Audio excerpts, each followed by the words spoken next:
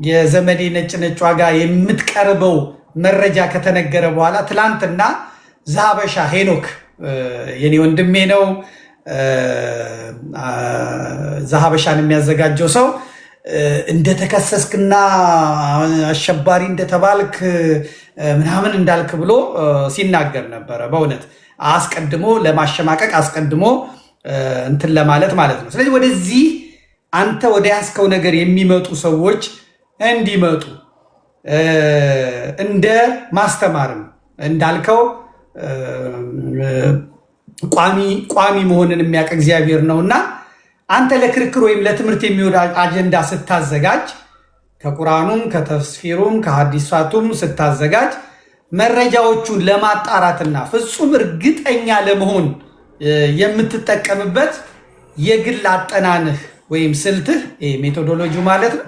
ምንድነው ሜቶዶሎጂ? ምንድነው ጥቅሙ? ሌሎች ቢያደርጉት ሌሎች ቢዘጋጁበት ብለህ የምታደርግበት ነገር ምንድነው? ያ ዋነኛው ምንድነው? እሱ የምናቀርበው መረጃ ታማኝ መሆን አለበት። እንደነሱ ሰዎችን እንትን ለማለት ብቻ አሸናፊ የሆኑ ለመውጣት ወይንም ደግሞ እስልምና ስህተት ነው ለማለት ሐሰት መረጃ ማቅረብ የለብንም።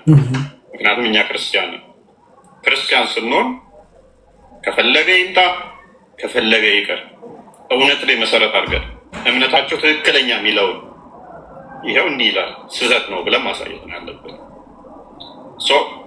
እምነታቸው ማይለውን ልክ እነሱ መጽሐፍ ቅዱስን ሳይረዱት ያለ አውዱ እየተረጎሙ እንደሚፈቱት ሳይሆን እኛ የምናደርገው ምንድነው? ቁርአናቸው አለ፣ ቁርአናቸውን እናነባለን።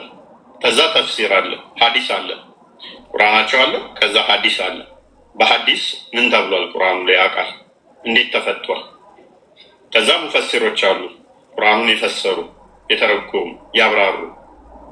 እንዴት ብለው ነው ያብራሩት? ያንን ቁርአን ክፍል ሊቃውንቶቻቸው እንዴት አብራርተውታል?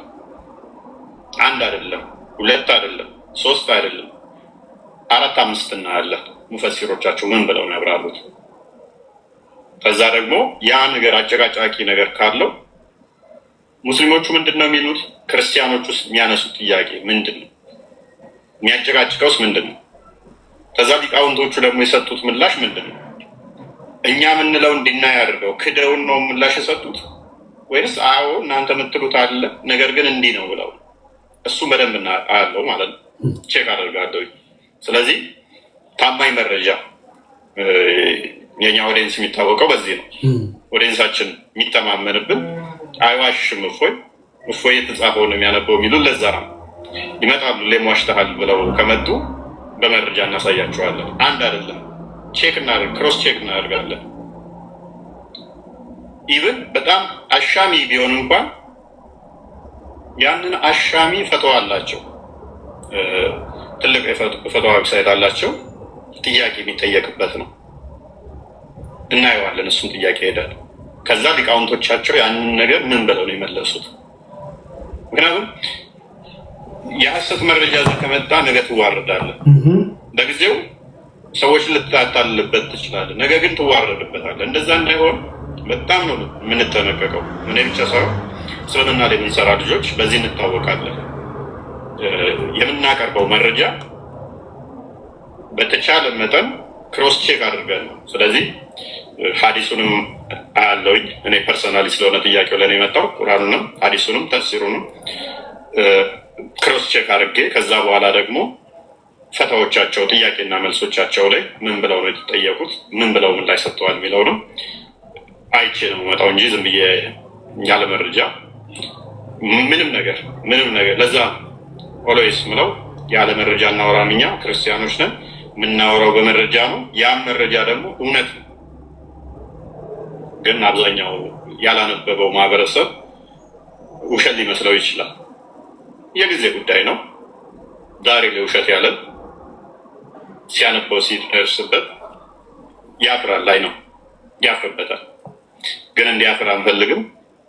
ዛሬ ላይ ውሸት የመሰላችሁና በአይምሯችሁ ዛችሁት ይሄ ውሸት ነው እንጂ እንዴት ሊሆን ይችላል፣ እምነታችን ላይ እንዴት ሊሆን ይችላል ብላችሁ ነገ ስታነቡት እንዳታፍሩ፣ አንቀየማችሁ፣ እንዳታፍሩ ስላላወቃችሁ ነው። ስታውቁ ግን ያልናችሁ እውነት መሆኑን ስታውቁ ክርስትና እንድመረምሩ ክርስትና እንድታጠኑ እንጋብዛችኋለን።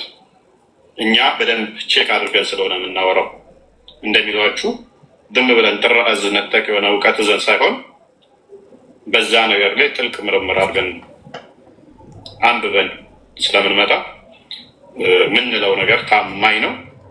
እናንተም ትደርሱበታላችሁ እኛ የደረስንበት ላይ። ስለዚህ ስትደርሱበት አፍራችሁ መቀመጥ ሳይሆን እፎይ እና ሌሎችም ክርስቲያኖች ያሉት እውነት ነው ለካ ብላችሁ ክርስትናን እንድመረምሩ ነው እንጋብዛችሁ። መልካም እንግዲህ ይሄ ክፍል 1 ጥያቄዎቻችን ናቸው። ጥያቄዎቹ በጣም ብዙ ናቸው። ብዙ ሰው ብዙ ነገር መጠየቅ ይፈልጋል።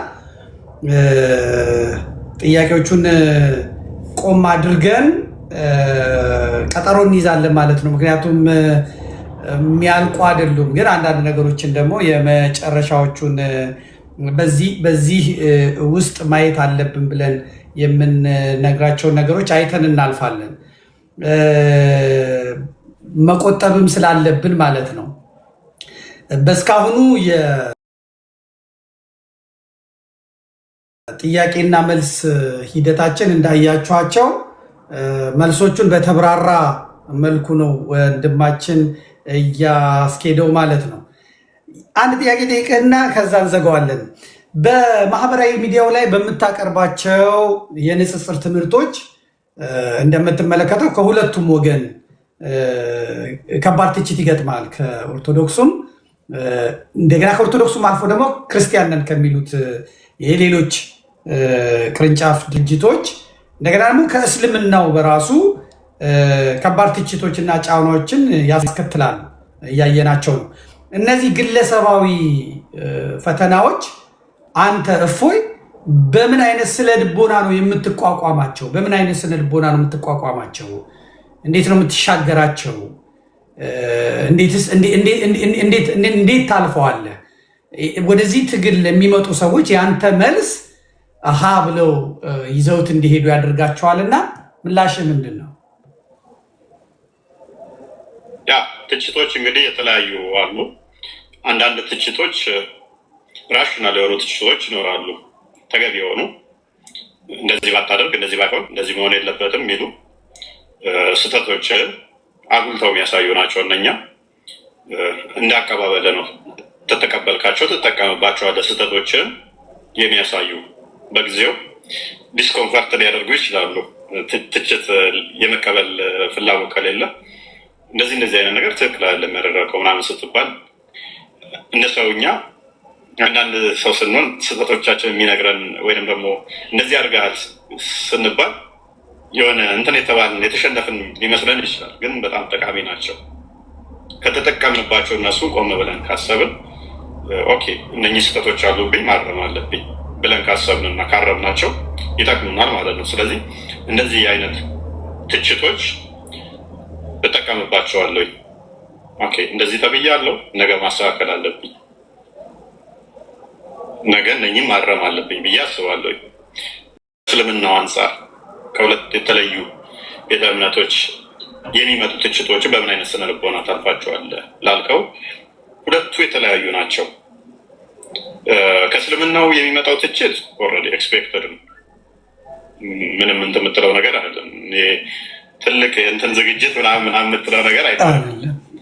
እንደውም ካልተቃወሙ ምንድን ነው እሱ እያልኩ ያለው ትክክል አለም እንደ ልትል ትችላለህ ብለህ ከተቃወሙ ግን የምጠብቀው ነገር ነው። ምክንያቱም እነሳቸው ታስገድዳቸዋል ዝም እንዳይሉ። ስለዚህ እንጆይ ነው የምታደርገበት ሲቃወሙ ስታያቸው። አንዳንዱ ያልከውን ትቶ ቦዲ ሼም ሊያደርግ ይሞክራል።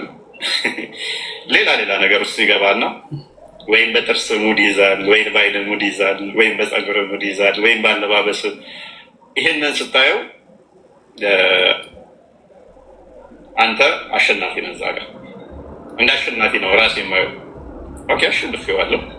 አሁን ያለው አማራጭ ያለችው እችን ማድረግ ነው እንጂ ሀሳቡ ላይ አይደለም፣ አስተምሮቱ ላይ አይደለም። ያንን ኦልሬዲ አሸንፌዋለሁ በዛ ማለት ነው። እና አብዛኛውን ከሙስሊሙ የሚመጣው ተቃውሞ አሁን ላይ ብዙ የምትመላው ነገር አይደለም። ዲስማችን ነበር። በፊት ቢረዱ ብያምን ነበረ። ሲቃወሙኝ ባለማወቅ የሚቃወሙ አሉ አይደለ? ቢረዱ ቢያውቁት የሆነ ውስጥ እንትን የሚለው ነገር አለ መጽሐፎቻቸው ላይ ያለ ስላላወቁት አሁን እየዋሸውባቸው መስሏቸው ነው። እና ቢያውቁት ብዬ የሆነ ውስጥ የሚረበሸው ነገር አለ። ሲቃወሙ አውቀውት ቢሆን እኮ አይቃወሙኝም ነበር ምናምን ብዬ አስባለሁ። አሁን ላይ አብዛኛው ማነሳው ነገር እውነት መሆኑን ስለሚያውቁ እንደዚህ አይነት ሙግቱት ውስጥ እነሱም አይገቡ። ኦዲየንሱም ያውቃል። እኔ ከክርስቲያኑ ባልተናነሰ ኦዲየንሴ ሙስሊም ነው። ኮመንት ላይ ብትገባ 70-80% ኮመንቱ ሙስሊም ነው። ገስቴም ላይ ብትመጣ ሙስሊሞች ናቸው እንጂ ሙሉ ገና መዝሙር ሳልከፍት ነው በከፈትኩ 1 ደቂቃ ሳልቆየ ነው ገስቱን ሙስሊሞች የሚሞሉት። እና ብዙ የሙስሊም ኦዲየንስ አለኝ። በፊት ላይ የሰሩት ፕሮፓጋንዳ ነው። አሁን ላይ ግን ከሽፏል። ዝም ብለው የሚነዱ አይደሉም። የሚያዳምጡኝ፣ በጣም የሚወዱኝ፣ የሚያደንቁኝ ጭምራሉ። የሚያደንቁኝ ጭምር ሙስሊሞች አሉ። ስለዚህ ተቃውሞ ቢመጣ እንኳን ከሙስሊሞቹ ልቤ አሁን ድንጋይ ነው። ልቤ ድንጋይ ነው። ውሃ ብታፈስበት ድንጋይ ዝም ብሎ እንደሚያፈሰው ተቃውሟቸው ዲስማች ውስጤን የሚነካው ውስጤን የሚረብሸው አይነት ተቃውሞ አይደለም። ወደ ውስጥ አይገባም። ከክርስትናው ከመጣብህ ግን ተቃውሞ ትንሽ ይረብሻል። የውስጥ ተቃውሞ ትንሽ ይረብሻል። በፊት ላይ ነበር እሱ ምን አገባ እንደምረሱ ትምትሩት እንደዚህ አይነት ነገሮች በፊት ላይ ነበረ። ቪዲዮ ይሰራብሃል፣ መምህራኖች በውስጥ ይጽፉልሃል። ምን አግብቶ ነው እስልምና ምን ትምትለው ማንም ትብሎ ምናምን የሚሉ መምህራኖች ጭምር በውስጥ ይመጡልሃል ቴክስት ወይ እሱ አሁን ይረብሻል። እሱ መስራት በቃ እንግዲህ